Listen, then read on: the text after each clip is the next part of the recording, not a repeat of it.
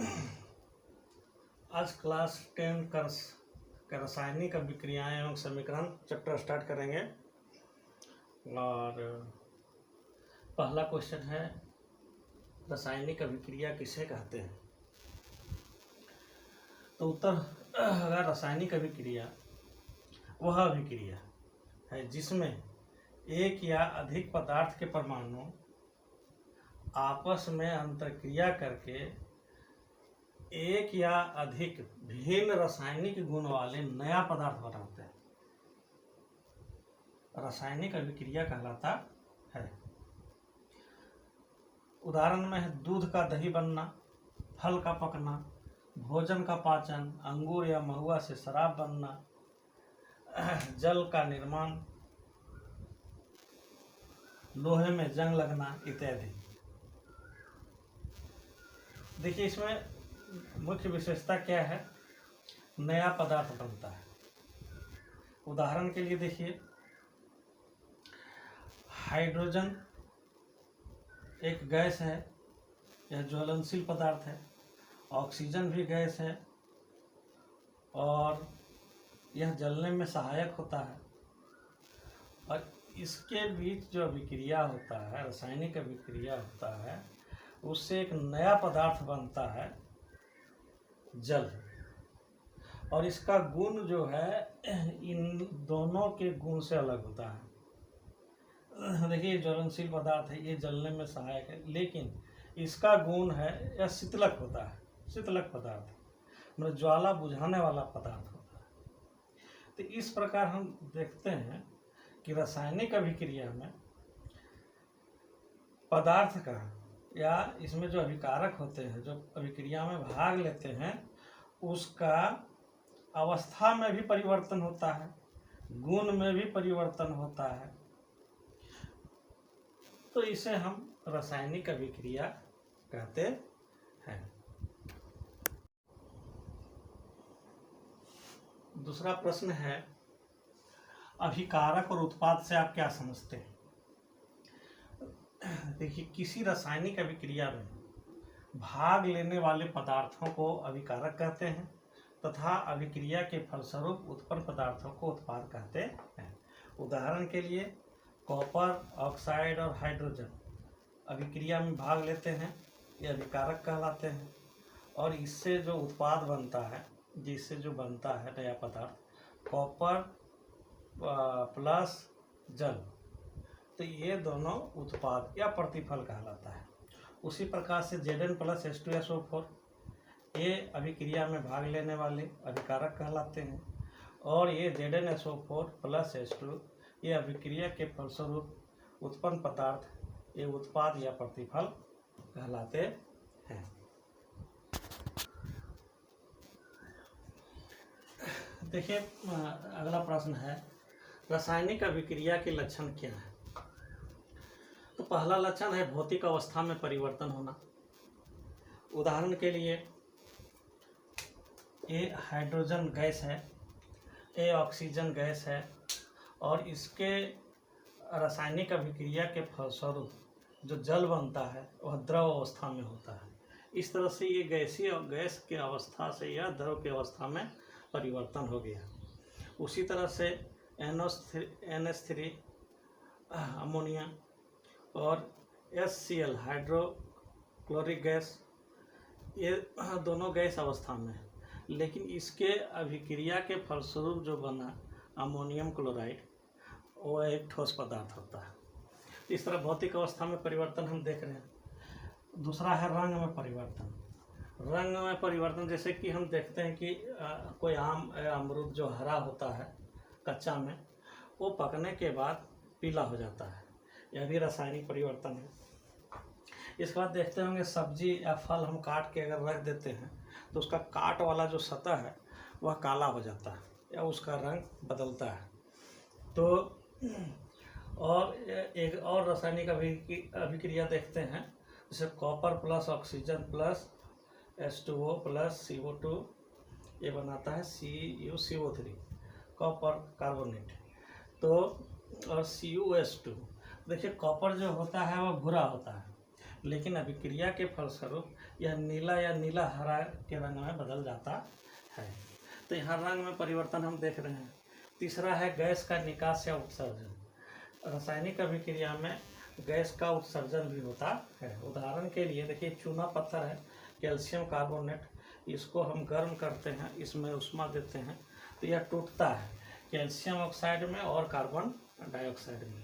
तो carbon dioxide क्या है? गैस है। तो यहाँ देख रहे हैं हम क्या, गैस का उत्सर्जन हो रहा है।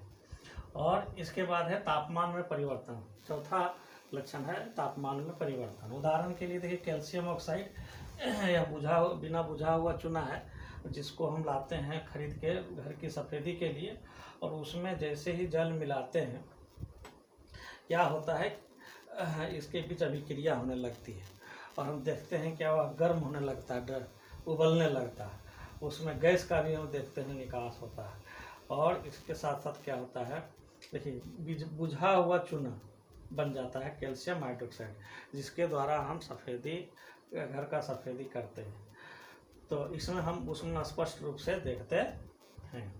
आप चूना लाइए, उसमें जल मिलाइए, देखिए वह खौलने लगेगा। खौला कैसे? वहाँ ऊष्मा उत्पन्न हो रहा है, इसका मतलब उसका तापमान में परिवर्तन हो रहा है। कैल्शियम ऑक्साइड और जल के तापमान में परिवर्तन हो रहा है, यह हम देख सकते हैं। ये सारे जो लक्षण हैं वह रासायनिक अभिक्रिया के लक्षण हैं। नेक्स्ट क्वेश्चन है, रासायनिक समीकरण किसे कहते हैं और क्यों कहते हैं? तो ये किसी रासायनिक अभिक्रिया के प्रतीकात्मक निरूपण को, इस शब्द को ख्याल रखना है, प्रतीकात्मक निरूपण को रासायनिक समीकरण कहते हैं। उदाहरण के लिए मैग्नीशियम का दहन होना, मतलब मैग्नीशियम का जलना। तो जब मैग्नीशियम जलता है तो मैग्नीशियम और ऑक्सीजन के बीच अभिक्रिया होता है और मैग्नीशियम ऑक्साइड बनाता है, और इसको हम संतुलित करते हुए इस प्रकार से लिख सकते हैं, अथवा में 2Mg + O2 = 2MgO। तो ये हो गया आपका रासायनिक समीकरण। अब इसको रासायनिक समीकरण क्यों कहते हैं?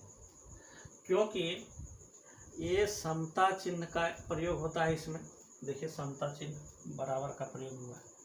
अभिक्रिया होने की दिशा, एरो का प्रयोग, तीर चिन्ह का प्रयोग है।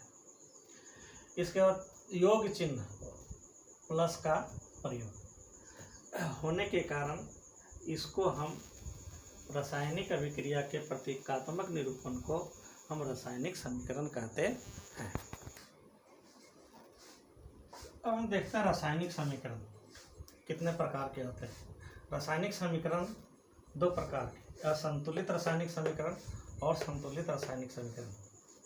यह संतुलित रासायनिक समीकरण में अभिकारकों के परमाणुओं की कुल संख्या उत्पादों के परमाणुओं की कुल संख्या के बराबर नहीं होता है। देखिए, बराबर देके उसको काट कर दिया ना, बराबर नहीं होता।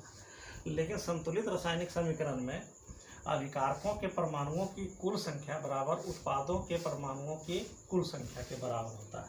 अब हम दोनों का उदाहरण देखेंगे। इसे असंतुलित रासायनिक समीकरण में हम उदाहरण देख रहे हैं। H2, इसका आणविक फॉर्मूला होता है, आणविक सूत्र। ऑक्सीजन का आणविक सूत्र O2 होता है, और दोनों के बीच जब अभिक्रिया होता है तो बनता है जल, H2O। ये इसका आणविक सूत्र है, जल का आणविक सूत्र है। लेकिन इसमें क्या देख रहे हैं कि यहाँ पर अभिकारक हाइड्रोजन का 2 परमाणु है और यहाँ पर हाइड्रोजन का 2 परमाणु। ये तो ठीक है, लेकिन ऑक्सीजन का यहाँ 2 परमाणु है अभिकारक के रूप में, लेकिन उत्पाद में ऑक्सीजन के परमाणुओं की संख्या एक ही है। तो इस प्रकार से ये हो गया यह संतुलित रासायनिक समीकरण। अब इसको हम संतुलित रासायनिक समीकरण बनाने के लिए हम क्या करते हैं कि देखिए, यहाँ पर हम 2 लिखते हैं, यहाँ पर हम क्या लिख दिए, 2 लिखिए। तो ये ऑक्सीजन 2 ठो हो गया। अब ऑक्सीजन परमाणु 2 ठो इधर भी है, बराबर हो गया। अब इधर हाइड्रोजन देखेंगे, 2 दूनी 4, 4 हाइड्रोजन है, और यहाँ 2 दूनी 4 हाइड्रोजन है, ये भी बराबर हो गया। तो इस तरह से यह संतुलित रासायनिक समीकरण हो गया। उसी तरह से मैग्नीशियम रिबन का जो दहन होता है, जलता है, तो मैग्नीशियम का ये जो आणविक सूत्र होता है Mg होता है। ऑक्सीजन का आणविक सूत्र O2 होता है, दोनों के अभिक्रिया के फलस्वरूप जो मैग्नीशियम ऑक्साइड बनता है उसका आणविक सूत्र होता है MgO। अब देखिए यहाँ पर ऑक्सीजन का 2 परमाणु है, लेकिन इसमें ऑक्सीजन का उत्पाद में 1 ही परमाणु है, इसलिए यह असंतुलित हो गया। अब इसको संतुलित रासायनिक समीकरण में बदलने के लिए हम क्या करते हैं, यहाँ पर 2 लिखते हैं तो ऑक्सीजन इसका 2 हो जाता है, लेकिन फिर मैग्नीशियम गड़बड़ा जाता है, मैग्नीशियम की परमाणुओं की संख्या।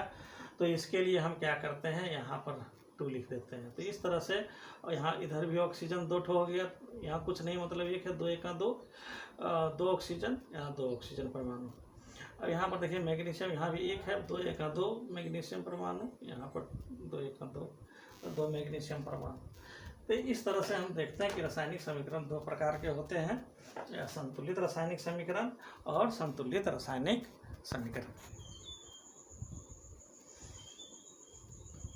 अगला प्रश्न है, संतुलित रासायनिक समीकरण का महत्व क्या है? तो द्रव्यमान के संरक्षण के नियम का यह अनुसरण करता है। कौन? संतुलित रासायनिक समीकरण। तो द्रव्यमान के संरक्षण का नियम क्या है? द्रव्यमान के संरक्षण का नियम है, किसी भी रासायनिक अभिक्रिया में द्रव्यमान का न तो निर्माण होता है और न विनाश। तो इस चीज़ को रासायनिक समीकरण, संतुलित रासायनिक समीकरण फॉलो करता है, अनुसरण करता है। कैसे अनुसरण करता है? देखिए, अभिकारक तत्वों का कुल द्रव्यमान बराबर उत्पाद तत्वों का कुल द्रव्यमान, दोनों आपस में बराबर होता है। किसमें? संतुलित रासायनिक समीकरण। ऐसा क्यों संभव हुआ? ऐसा इसलिए संभव हुआ कि अभिकारक तत्वों के परमाणुओं की कुल संख्या उत्पाद तत्वों के परमाणुओं की कुल संख्या के बराबर होता है। तो इस प्रकार से संतुलित रासायनिक समीकरण का महत्व हम देखते हैं। आगे देखेंगे हम रासायनिक समीकरण को संतुलित कैसे करेंगे। तो किसी तत्व या यौगिक का एक निश्चित आणविक सूत्र होता है जिसे हम परिवर्तित नहीं कर सकते। उदाहरण के लिए देखिए, जल H2O है, आणविक सूत्र है, तो इसके जगह पर हम दूसरा कुछ नहीं लिख सकते हैं, H3O नहीं लिख सकते हैं, H4O नहीं लिख सकते, Fe3O4, इसका भी एक निश्चित आणविक सूत्र है, इसको हम बदल नहीं सकते। तो क्या करते हैं, हीट एंड ट्रायल मेथड का प्रयोग करते हैं। इसके अंतर्गत क्या करना पड़ता है, इसके अंतर्गत सर्वप्रथम सर्वाधिक परमाणु वाले तत्व को पहले संतुलित करना पड़ता है। उन्हें पहले देखना पड़ता है कि सर्वाधिक परमाणु वाले तत्व कौन है, इसके बाद उसी को संतुलित करते हैं। इसके लिए किसी तत्व या यौगिक के आणविक सूत्र के पहले उपयुक्त गुणांक लिखते हैं। अब देखिए कैसे लिखते हैं। उदाहरण के लिए हो गया Fe प्लस H2O, एरो हो गया Fe3O4 प्लस H2। अब ये संतुलित नहीं है। क्यों संतुलित नहीं है? क्योंकि देखिए, इसके लिए हम स्टेप 1 जाते हैं। स्टेप 1 में हो गया, कॉलम बनाते हैं तत्व LHS RHS। LHS मतलब रासायनिक समीकरण का LH इसके इधर, और RHS मतलब इसके इधर। तो इसमें देखिए तत्व है Fe, H और O। तो LHS में Fe का परमाणु संख्या 1 है, एक परमाणु है, RHS में 3 है। हाइड्रोजन का इसमें 2 है, उसमें भी 2 है, चलिए बराबर है। लेकिन ऑक्सीजन यहाँ पर 1 है और इधर 4 है, तो होना चाहिए सभी परमाणु बराबर होना चाहिए। जिस प्रकार से हाइड्रोजन इधर भी 2 है, इधर भी 2 है, इसी तरह से सारा परमाणु आपस में बराबर होना चाहिए। तो यहाँ पर सबसे बड़ा हम देखते हैं क्या, 4 है। तो 4 कौन सा तत्व है? ऑक्सीजन तत्व है। तो इसी को सबसे पहले हम संतुलित करेंगे।